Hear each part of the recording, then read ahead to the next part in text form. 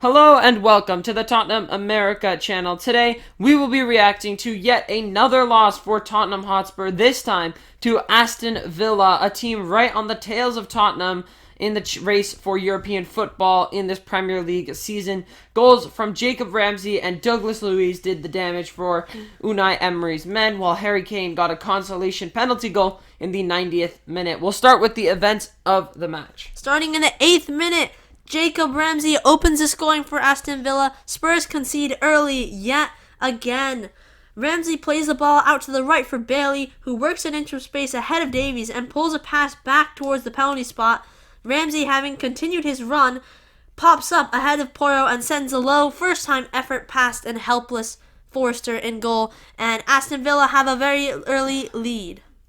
The notable thing for Spurs in the first half was that they had 0 chances, 0 shots on target, 0 attacks, except for the 5 offsides that happened in the first half between Son and Richarlison. They just could not stay in line with the Aston Villa defense, who played excellent offside lines. And so we went into the break 1-0 down against Aston Villa.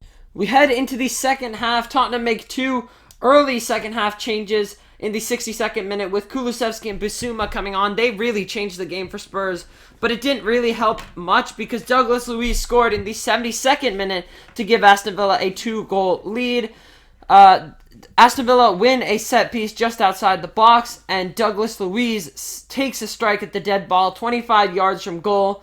It's a quick strike curling in towards the top corner, and Forster dives, tries to get a hand on it, but it's too strong of a strike, and it goes back into the net. And Aston Villa now have a 2-goal lead over one of their closest European football rivals. Harry Kane gets a consolation goal in the 90th minute after he is brought down by Emiliano Martinez in the box in the 89th minute. Harry Kane slots the penalty away, and Tottenham had a very slight chance to get back into the game with 7 minutes of additional time, or 6 minutes of additional time, but to no avail. And Aston Villa came out on top on this contest by 2-1, closing the gap between Tottenham and Aston Villa to just based on goal difference. Tottenham on a +6 goal difference, Aston Villa on a +4 goal difference. Both teams were on 57 points. That was a terrible performance. That first half was awful. It was. Who do you think our man of the match was today? The whole game, probably Bissouma. Yeah, I would say the same. I was going to say Kulusevski, but in those last couple of minutes, he was pretty wasteful. When he did come on in the 62nd minute, he did look pretty bright for about the first 25 minutes he was on, but like in the last 10 minutes of the game, he was pretty wasteful with the opportunities he had. But still miles ahead of anyone who started that game. Way more creative. Both Bissouma and Kulusevski were a big breath of fresh air to the side. I think in our starting lineup, maybe I don't think Porro wasn't terrible. Romero wasn't that bad. Forster had a couple good saves. Yeah, Forster also had some good saves. Son missed a lot of opportunities. Kane, quiet. Richie did pretty bad. Mistimed his runs just like Son. Never really got on the ball. There was really no one who was anywhere near impressive in the first half. I think Royale was pretty good. He was I think he was okay, but like as a defender, you're not going to do much. Yeah. Our biggest problems came in attack. We could not stay onside for the life of ourselves. I'm pretty sure Richarlison had about 3 offsides. Son probably had close to like 6 offsides. I think in total, Tottenham actually had almost 11 offsides today. Yeah, I'm fairly sure is a record. Could be a Premier League record. Might have been closer to 10, but I think I saw somewhere that it was 11 offsides, which is absolutely ridiculous, considering this is the Premier League. How do you get 11 offsides? They basically played the same offside tactic every single time, and it worked to perfection every single time. Against Richarlison, against Son, I think Kulusevski fell to it a couple times. Danjuma fell to it once or twice. So, yeah, that was not a very very, very good part. Yeah, Richarlison and Son definitely the most disappointing part. Skip also disappointed me. Both Skip Højbjerg. Both of Skip and Skip and Højbjerg too. I think Højbjerg did a little better than Skip, but Skip, he was constantly losing battles. Yeah. Constantly not being the first to the ball. He just didn't look aggressive enough. I think it was the right move to bring Basuma on for him, and boy did Basuma do well. He did pretty well compared to everyone else on the pitch today. Surely Basuma has to take one of Højbjerg or Skip's positions. Yeah, I don't think we're going to drop Højbjerg, but I think Skip's going to be dropped after the performance he had today and after how good Basuma did today. I think we're going to go into our next match with a Højbjerg-Basuma midfield, which I'm pretty happy to see Basuma finally back. Yeah. He has his chance since Bentancur is injured. And he's going to be out since September. So he's going to be out for the start of next season too. So this could be Basuma's time to shine. Yeah. Finally, he'll get his chance. He also finally decided to play a forward ball because after Højbjerg and Skip are the most backward passing combo in the history of Tottenham. I don't think you could put any other two players together and see more back passes towards our defense than these two have produced. So to see Basuma come on and throw 3 forward passes within the first 5 minutes was like a breath of fresh air.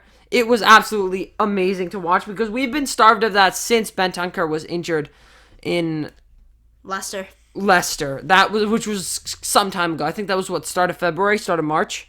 It's been 2 to 3 months since Bentancur has been injured, and since then we've been starved of any forward passing because Basuma's also been injured. We've been forced to play the same midfield duo. I don't know why Sarr never gets a look in. He's been put in 3 times in the Premier League as a starter, and one time was when we lost 6-1 to Newcastle. Really not his fault. Yeah, not his fault at all. And the other time was when Arsenal. Started Arsenal. He started at Milan. He started at Sheffield United. He did too bad against Milan, though. Any of those were his fault. I just think that he was in the wrong place at the wrong time, and if he's paired with the right individuals in midfield and we have the right setup, he could do really well. But since then, it's just been Højbjerg and Skip, and there's no creativity in there. We've seen that since Nuno. When Nuno was here, he'd always play Højbjerg and Skip. We would always lack creativity. One of the biggest things we suffered from Conte's reign is the fact that he threw out all of our attacking midfielders. And so our most attacking midfielder in Bentancur is still technically a defensive midfielder. Bentancur is still technically a holding midfielder. He just has the eye for creation. Because he threw out Lo Celso, he threw out Ndombele, he threw out Dele Alli. We lost a lot of attacking midfielders because of Conte's system change. And that we're going to be suffering from that because Ryan Mason's suffering from that because he doesn't have an attacking midfielder to play. We know that he wants to play a 4 at the back because that's his style. But Conte has trained this team into being a 3 at the back, wing back only, rigid midfield kind of system, which just doesn't work for us. With the players we have, that just doesn't work. So, I mean, that's probably the most impactful thing that Conte did to us. That was the thing that hurt us the most. Yeah. I think we were always better off with the back 4. Yeah. We were always better off with the back 4. Against Palace, I think we should have gone with the same formation as we did then, because we kind of went with the back 4 there. But we also went with the back 3. Yeah. When we were attacking, we kind of played Today was the same formation. Kind of. It was the same exact thing. It was supposed to be the same idea, but we just never communicated that idea across, and so it just didn't work. If we look at the pass map from today's game, there's a stark difference between the two teams.